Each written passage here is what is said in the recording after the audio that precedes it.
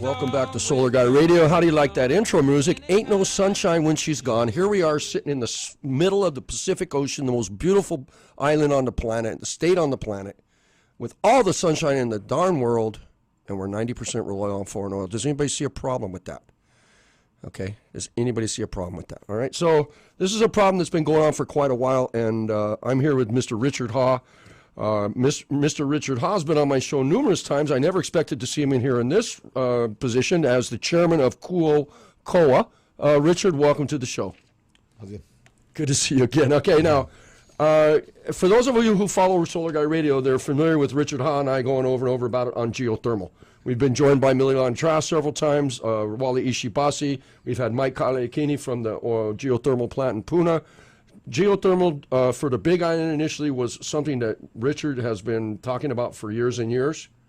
And now suddenly, out of the blue, last week, to this day, Hawaiian Electric, or rather the advertiser published the article about you, Ted Peck, Theodore Peck, Roald Marsh.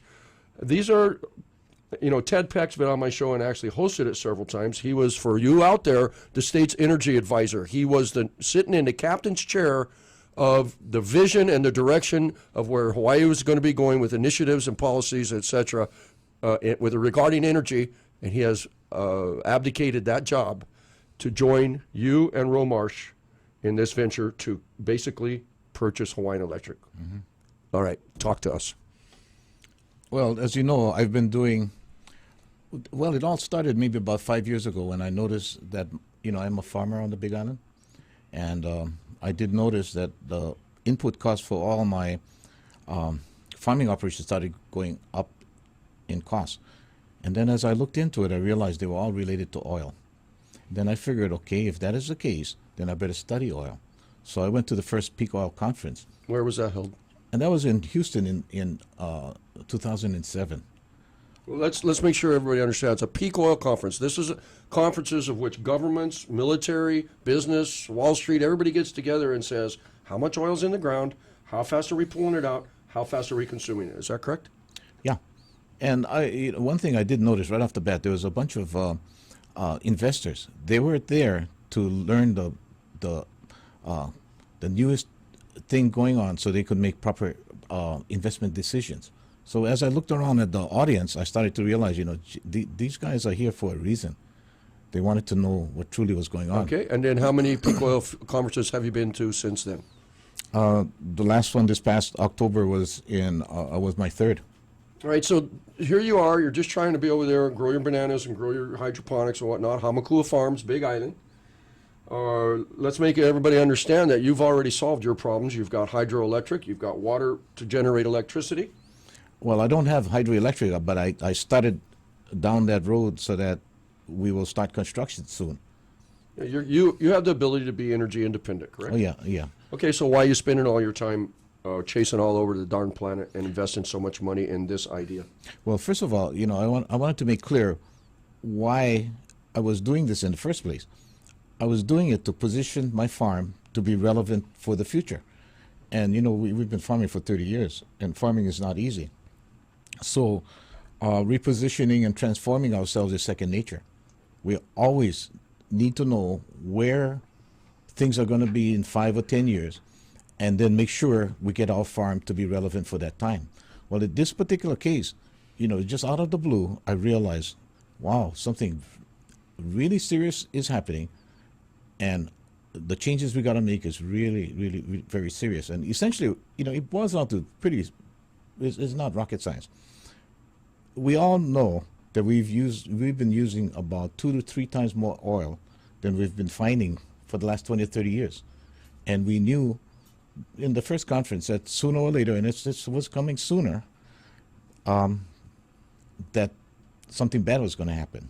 We didn't know exactly when, but means something bad. The cost of it was going to go dramatically higher. Well, yeah, the supply of oil could not. We were going to come to a point where we couldn't continuously be pumping more and more oil. We knew that there was going to be a point where it would level off and start declining. We didn't know exactly where that was, but we knew it was going to happen.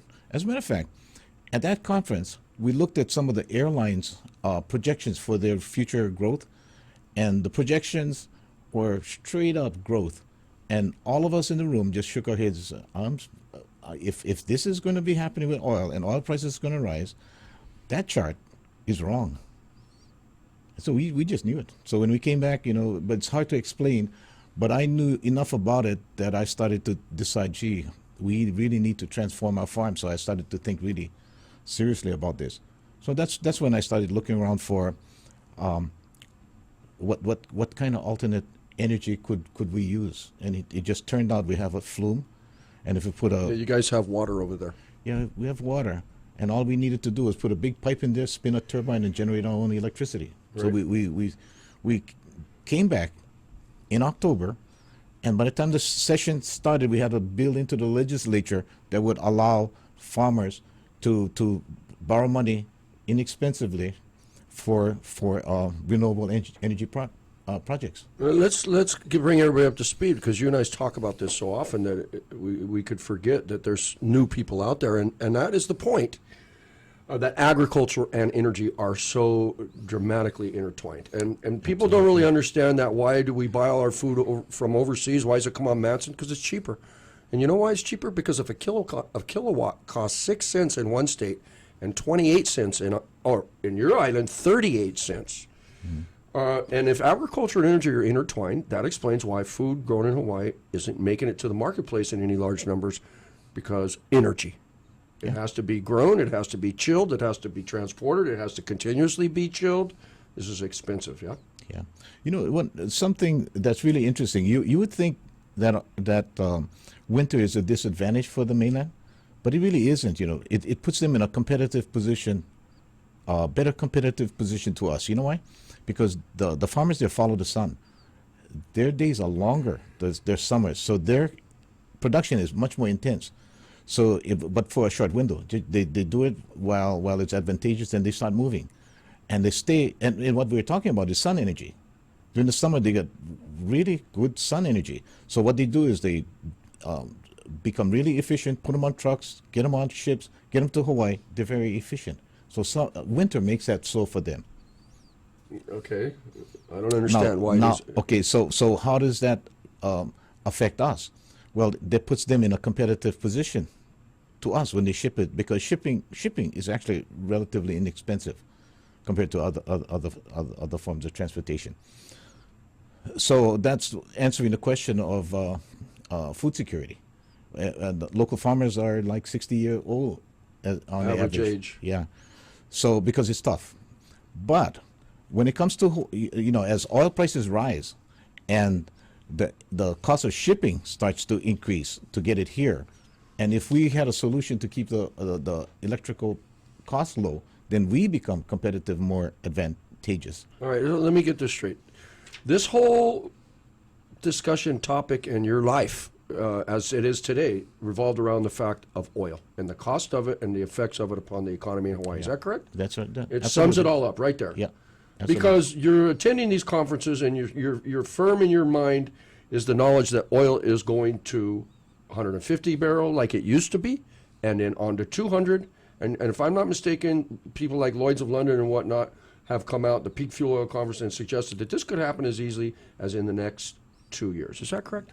That is right, and that I like to quote them and not myself, how I feel personally.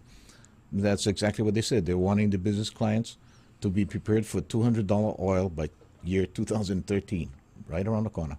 Okay. And let me make that more real for people. If oil goes to $200 a barrel, we're talking $7 a gallon gas, probably 1.5 to 2 times more for their water and electricity bill. And then, of course, the lights for schools, there will be less money for educating the children, because lots more will be electricity is going going for to eat it all. Well, Yeah, okay, right. so tell us, oil was at $150 a barrel for a while before somebody pulled the plug. And what was the effect on the Big Island, for instance? Well, right off the bat, some of my workers were asking to borrow money to come to work, to borrow money for gas to come to work. That is unimaginable, and it only lasted for a short time, and it went back down. All right. So Richard, here's where I'm going with this. I've got you. I'm trying to bring people up to speed on your background on this. You didn't wake up last Saturday and decide to join a group to take over HECO. This is a mission you've been on for 5 years. You've been pushing towards a problem, trying to solve the problem of energy in Hawaii, correct? That's exactly right. All right. Now, we spoke a lot about geothermal in the past. You're a big proponent of that. Of course, so am I. I'll let it be known. Free energy, quote unquote, under the ground for the next 500,000 years with no oil in and no CO2 out. An enormous amount of it underneath the Big Island and Maui and who knows where. And you want to go ahead and tell me, how did you end up as the chairman of Kuokoa? Well, before we even go there, after my first conference, I started trying to figure out what could we do to help our island cope. And the first thing that came up was a 30-meter telescope, $1.3 billion project. And if we did it right, it would bolster education and help prepare our children for the future of declining oil, because I already knew about oil. But that's why I got involved. And then I started in my own involvement, I started having conversations with the community. So that's how I started. But when I started, it was already with the idea that from that project we would go to geothermal, because the same thing, preparation for the future. And you asked me now, how come I'm involved with Kuokoa? What happened was they found me. I didn't go looking for them. They found me because I guess I have a pretty high profile as far as being an advocate for geothermal. Mm-hmm. And if you're the highest, you know, actually. so they came to me, and when at first I said, no, I don't want to get involved, because all I have is my reputation, and I don't want to be involved in a situation where I might make a lot of money, or there's a perception that I'm making money, so therefore I would be tainted to start off with, being with a group like this. But the more I thought about it, the more I realized this was actually a solution. All right. And that's how all right. come I got That involved. brings us to the point. Why buy HECO? Why buy Hawaiian Electric Incorporated and subsidiaries? That includes American Savings Bank, if I'm not incorrect. Mm-hmm. Whose idea was it? And what purpose would it serve? Give us the 101 version of what you guys are up to. Well, our thought was we were going to put as much thermal energy in the Helco Big Island utility as we could. But it was going to be a very slow process.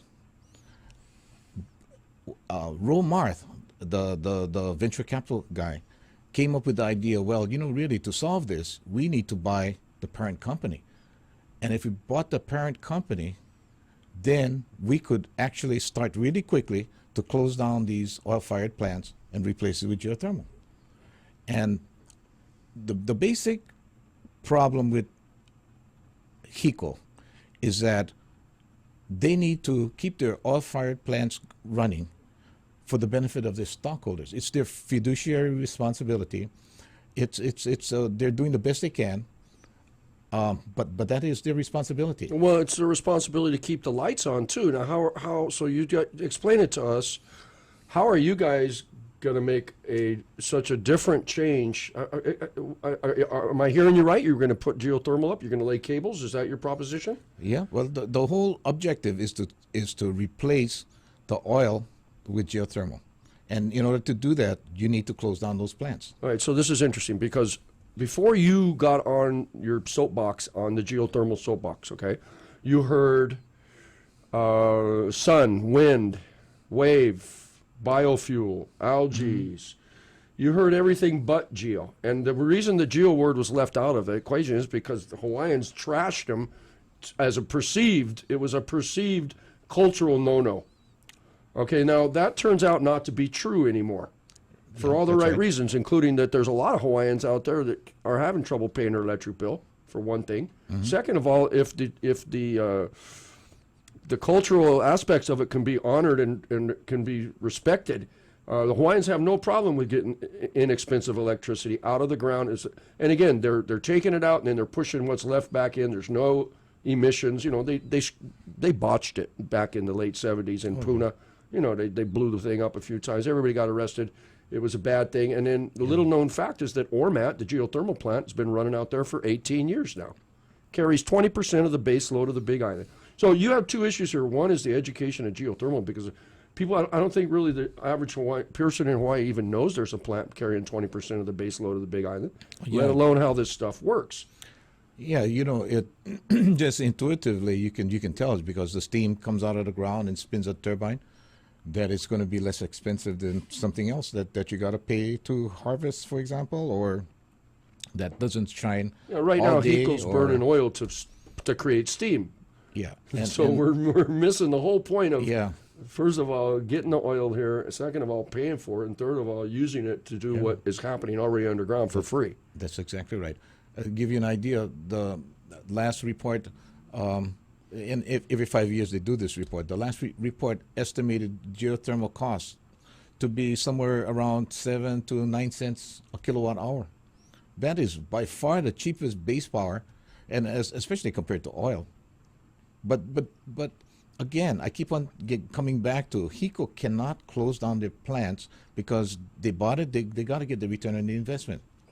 Okay, so how could you guys fix that? Tell us how, in a perfect world, you're going to save Hawaii. Because I got to agree with you.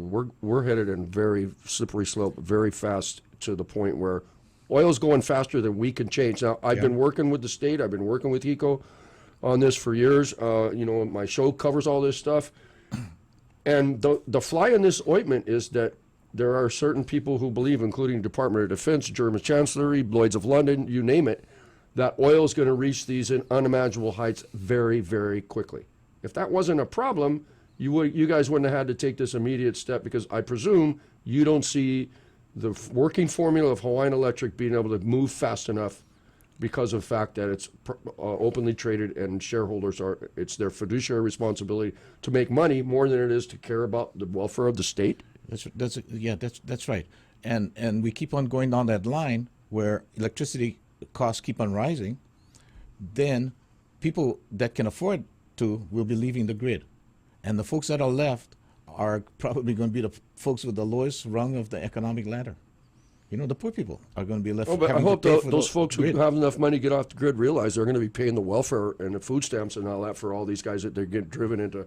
Yep. I mean, if there's no employment because nobody wants to invest and build because of these incredible energy costs, these guys are going to be unemployed. They're going to be lining up at the welfare office, and these same people who think they're clever getting off the grid are going to be paying the bills to get them their food. Yeah. So and more than anything, we're going to have a place, Hawaii, that's going to be really tough to live in. The Aloha spirit is going to have a hard time growing. Yeah, can you say homeless? Can you say schools that are getting D-minuses on national averages? Yeah, and like you say, brain drain, everybody moving off the island because they can't afford to live here. Yeah, all that. Just a whole state full of retired people and who do have money, and then those the haves and the have-nots. Is that where you're going with this? Yeah, under the present model, that's where we're going. Okay, in very basic terms, how would you buy HECO? Well, first of all, you would pay the stockholders what you need to pay for them to feel like, okay, I'm willing to sell it. $2.3 billion roughly. Yeah, something like that. Yeah. Okay. And do you guys have that in your back pocket? How does that work? Well, we've got a plan to get up to it's Ted just got on board last week, so we're a startup. It leaked to the press. We don't have $2 billion right today. All right. But we're working on that. All right. So we've got somewhat of a background behind here, and you just said the TED word. Okay. So we're going to bring it up to speed now. So what happened is Ted Peck, Theodore Peck, our energy advisor, in the catbird seat, civil servant. Abercrombie comes in, Ted stays. He's driving the boat. He has the ability to lead us into a new world. And from that position, he resigned. He called my show last Friday and said, I'm here to tell you that I quit my job today, and I am now the president of Kuokoa, and we're presuming to buy out HECO and or leverage them out if we have to.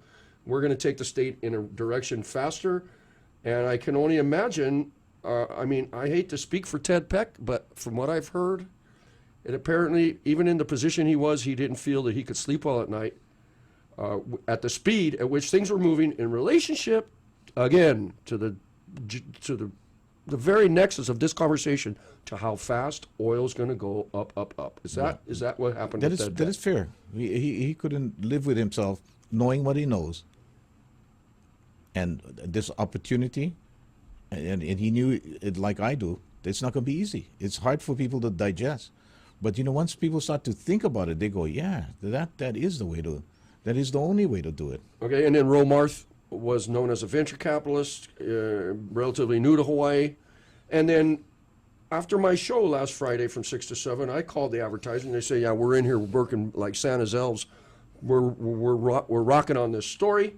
The story comes out the next day. It's an interview with Romarth. Now, Ro is relatively new to the situation, but yet they had two veterans. They had Richard Ha and they had Ted Peck to go and talk to. Why did they talk to the venture capitalists? Do you have any idea why? And by the way, you haven't been mentioned in the paper since.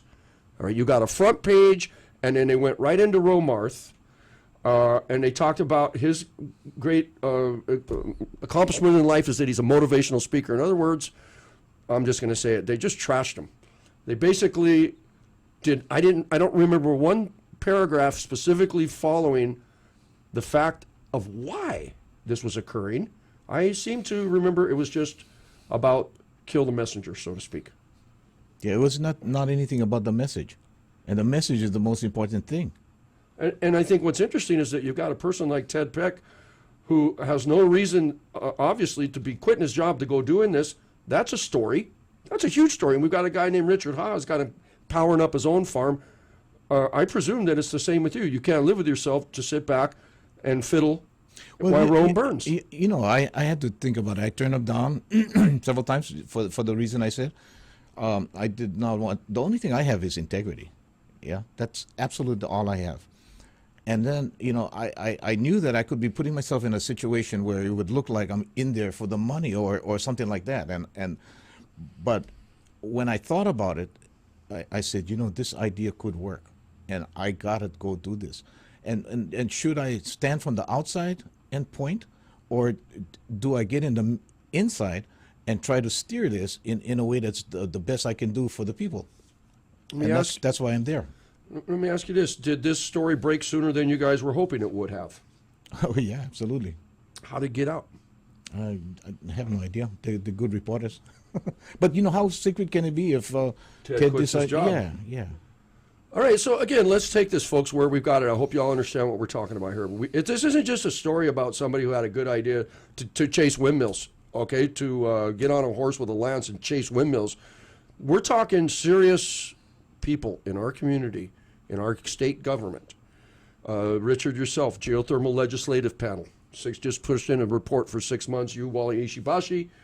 We're talking some very respectable people here suddenly coming out on a Saturday afternoon or on a Saturday newspaper saying, oh, by the way, we all just decided that we're going to buy Hawaiian Electric. And I really don't understand why the paper didn't cover the fact that why would such responsible and people of integrity suddenly go that direction? And do you think that this has been covered at all, Richard? Well, I hope they start to ask questions about what is it? Why did we do this? Can you give us any step-by-step battle plans or business plan that you guys have right now? And let's say, for instance, that you did have the assets and you were able to purchase HEI. What would happen then? Well, first of all, we try to get as much geothermal online as possible. So you're going to take this investment money and start drilling, is that correct? Yeah, we'd ramp it up. Yeah. Okay, so that means you're going to need Hualalai, you're going to need Mauna Loa, you're going to need to disperse these plants out so that they're not susceptible to volcano eruptions, etc. Right. And we also need to have a real serious discussion with the community. So these are the things you cannot rush. Yeah, again, that was my next question. What's the time zone on getting up a base load? First of all, you're going to have to take care of the Big Island, and you're also suggesting that the technology be created to deliver this to the other islands. Is that correct? Yeah. Alenuihaha Channel. Yeah. I mean, that's what I imagine you guys have looked into that and talked to people. The technology exists. The technology exists. It can be done. Yes. Absolutely. Again, so what would you say, I'm not going to hold you to this, but what would you say as a time scale it would take to get 3 to 4, whether we've got one on Haleakala, Maui, or 3 or 4 on the Big Island, how long would that take to get these plants up and running? Would that be 4 years? Well, yeah, maybe so. Okay, but Yeah, maybe so, aren't we because it takes expecting a- $200 barrel in 2 years? Yeah, but you see, Puna Geothermal will soon get, it has 30 megawatts they're providing now. Soon they'll add another 8. They still have 22 more that they can do. If we bought HEI, we could say, after, we figure out which ones to close, we could say, crank up 22 more. And then there's Hawaiian Homes Lands that have geothermal resources. We could start the process of evaluating, assessing the resource. And because we're not asking for subsidies, this is a private enterprise operation. That's the only way we can move fast. Why do you have to buy HECO to do this? How come HECO's not doing this already? They cannot do it. They cannot shut down their oil-fired plants without hurting the stock value. But if the oil goes to 200 or 180, they're going to hurt their stock value anyway. They're going to put out their customers out of business. Well, what they succeeded in doing, and that's probably the best they could do, with the PUC allowed them to decouple from oil sales. So now they don't make money based on oil prices. They make money based on their investment, whether it be on the grid or whatever it may be. Why don't they see the sense in investing in geothermal? Well, I asked that question. I asked that question, and they weren't interested in developing geothermal themselves. But I don't know how they ended up with the worst possible assets, which is the oil-fired plants, and everybody else ended up with the good ones, the wind, the solar, and everything else. Think about it. They own the oil-fired plants. It's a darn good question, considering they also own the grid that pushes this electricity, that the sun and the wind and all that stuff is also, it's the same product in the end. Okay, I'm going to run a commercial, and I'm going to take a couple calls when we come back in from whoever's out there listening. Please no crank calls. I want to hear somebody with a bigger brain than myself. And we're going to go to commercial break here real soon. We'll be back in approximately a minute and a half, something like that. This is your solar guy, Jeff Davis. I'm in here in person with Mr. Richard Ha. He is now, among other things, besides a friend, he is the chairman of Kuokoa. That means freedom in Hawaii, if I'm not mistaken. Freedom from this horrible oil. Everybody can agree on one thing. I mean, that goes across the aisle. This is your solar guy, Jeff Davis. I'll be right back. Aloha. Aloha. Welcome back to Solar Guy Radio. As you can tell, I'm excited about this because, last week, bless their hearts, I had Aloha United Way coming in Friday and Saturday. I had Meals on Wheels, Claire Shimabukura. I had Project Dana. This is Rose Nakamura. I had the Hawaii Food Bank. And that's neat stuff, I mean, you could literally bring a tear to your eye listening to some of the anecdotes and the message that these people have. And other times I talk this, I talk that, but this is a huge subject, folks. And that's why I have this show, for you to get on board with this. Again, it's all about what's coming at you, and that has a lot to do with your own job, your own economy, and your children's education, etc. And here's a very big issue. We're here today. We've got Mr. Richard Ha in the studio. He's part of a group of 3 guys that have gotten together, President, CEO, and Chairman Richard Ha, Ted Peck, the President, Ro Marsh, the CEO, and the idea is to purchase Hawaiian Electric, turn it into a private entity, pardon me, a private entity that can operate more independently and quicker. In this case, they have set their sights on, it just seems too simple to ignore, a geothermal. If you all don't know it, there's a 500,000 to 1 million years of free energy sitting underneath the Big Island and also Maui, and there's just hot steam coming right up out of the ground, and it's it just takes, obviously you've got to have a device to allow it to rise and your turbines to put the back down there. But compared to buying oil forever and ever and watching the prices go up, this makes sense. So that's the message. Yeah, Mr. Ha? That's the message, right? Absolutely. And then when it popped out in the paper the other day to bring you all back up to speed, all they did was kill the messengers.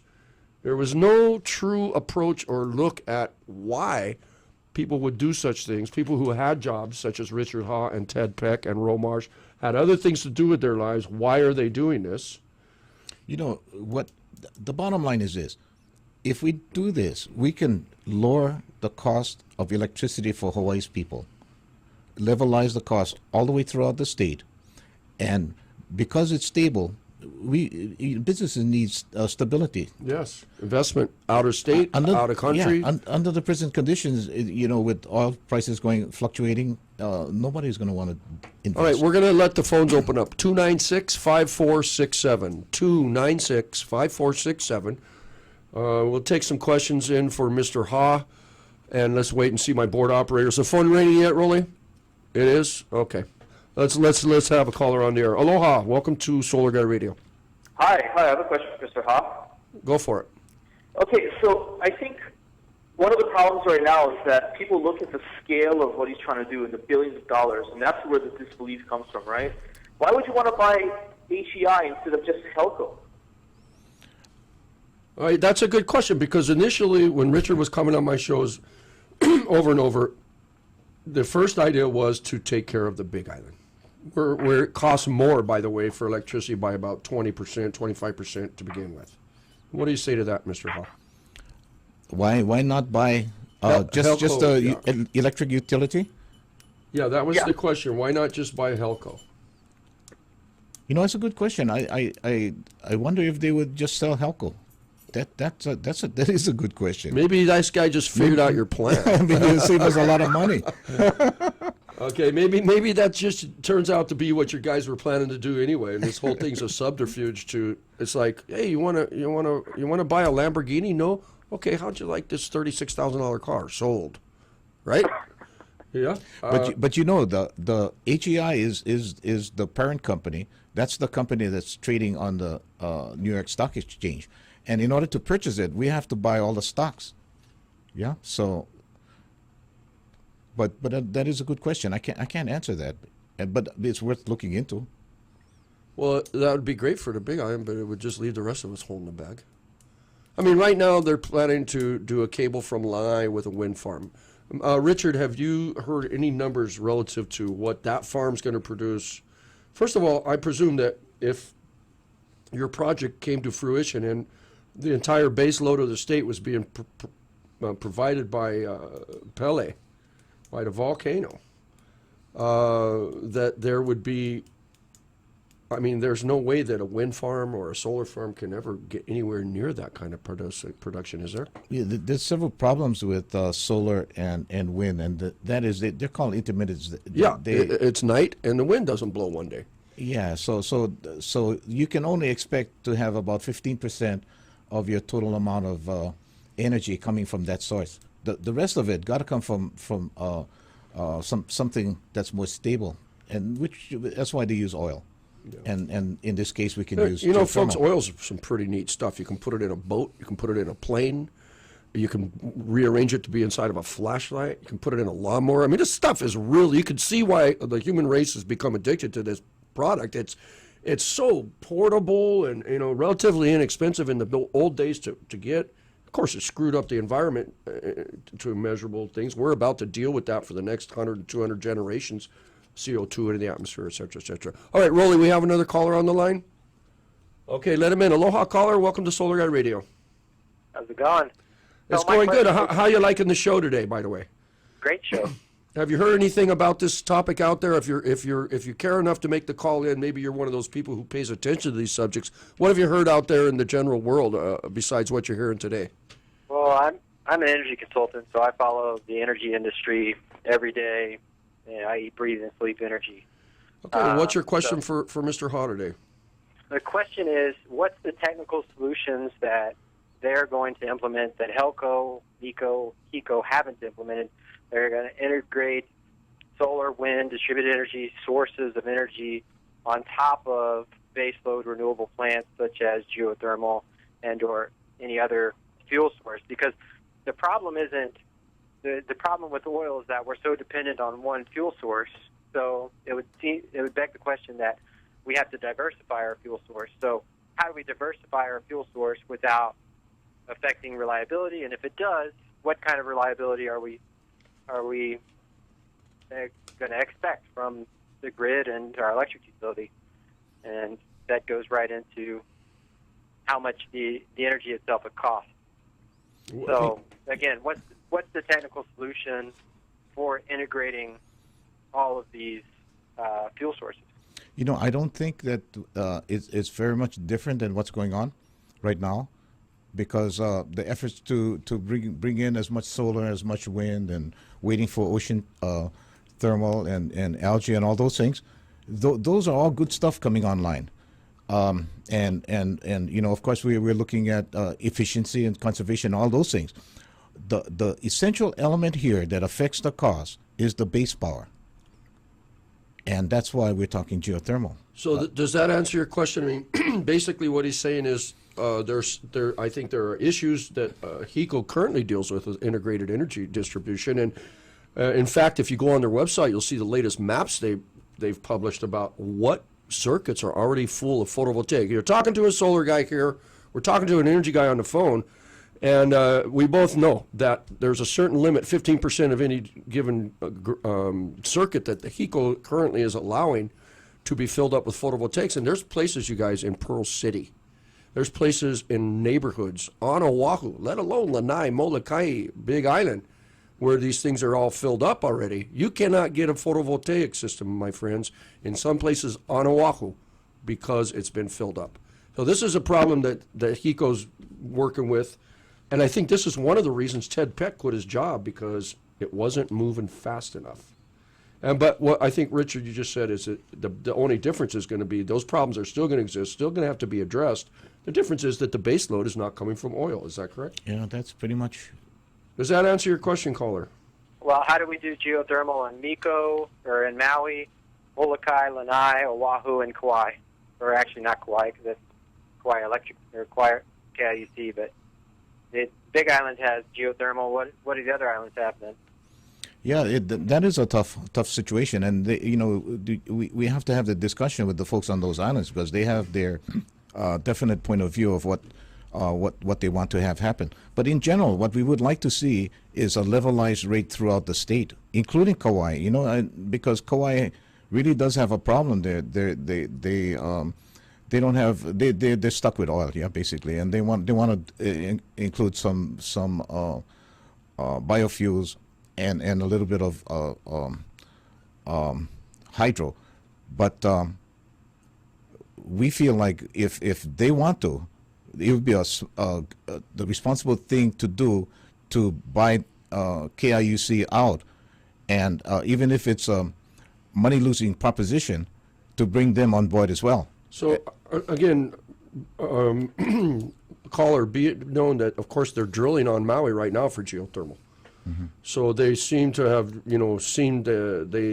they believe there's resources there and they can drill the hole and put a plant on Haleakala. Isn't that correct, Richard? Well, they're going to drill exploratory, yes. And then, of course, the Big Island itself, it's a no-brainer that if you put in enough plants, you could throw a base load for the entire state. And your question, caller, I think the answer is these other islands, they obviously are older geologically. They don't have hot spots underneath them, and so they have to lay a cable and send it out there. Does that answer your question? Yeah. The only question after that would be is how fast is the inter-island transmission cables? Are they going to go in simultaneously or Yeah,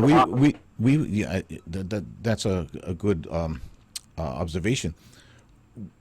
We would have to move really quickly on laying a cable to Oahu, because Oahu has the bulk of the population, and the more electricity sales we have, the faster we pay off the cable, the more we spread it, able to spread it around. Okay, we're going to run out of time. I want to thank you for calling in, caller. Okay. With that in mind, why? Okay, so you guys, and why hasn't somebody else done this? Why do we have to wait for a farmer from Hamakua, from our own energy director from the D-bed, and from somebody with a mind, a venture capitalist, put this together? Why hasn't this happened a long time ago? I have a question for you. Why hasn't this already been approached and been tried? You have any idea? I do.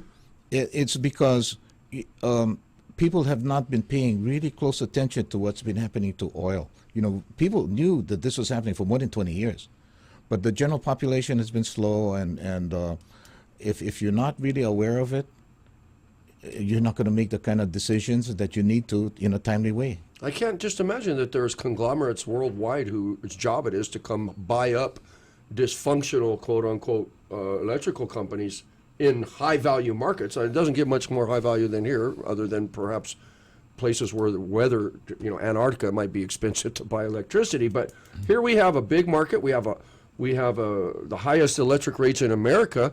How come some of these Wall Street guys, or even your tree-hugging Bill Gates kind of guy, hasn't come out here and tried to make a move on this to begin with? Do you see a profit in it? Are you guys doing this to lose money? No. As a matter of fact, we feel that if we can lower the rates to all the ratepayers, it would increase economic activity, and also we could develop a clean tech industry. And working with the university, we could make this a clean tech capital of the world. So we'd make money off the clean tech, and we try to lower the rates for the ratepayers so that we could increase the economic activity. Everybody else can make more money. Well, who's the genius?